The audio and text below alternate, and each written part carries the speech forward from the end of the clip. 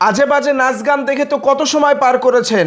এবার দেখেন আমাদের সকলের প্রিয় ওসমান হাদি ভাইকে নিয়ে সংসদে পীরজাদা হানজালা ভাই কত চমৎকার কথা বলেছে। অবশ্যই শেষ পর্যন্ত ভিডিওটি দেখুন। একটু বললেন হাদি হত্যার বিচারটা যেন হয়।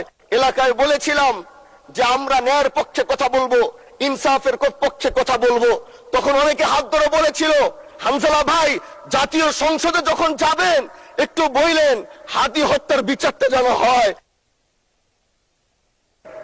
জি 2 মিনিট বাড়ানো হলো আরো বলেন। আজকে যে সন্তানটা ন্যায়ের পক্ষে কথা বলেছিল, ইনসাফের আওয়াজ দিয়েছিল, আমাদের মতোই যুবক মাননীয় স্পিকার, তিনি এই যে স্বপ্ন বলেছিল এক সুন্দর বাংলাদেশ করবার, রাস্তার ভিতরে সেই স্বপ্ন থামিয়ে দেওয়া হয়েছে।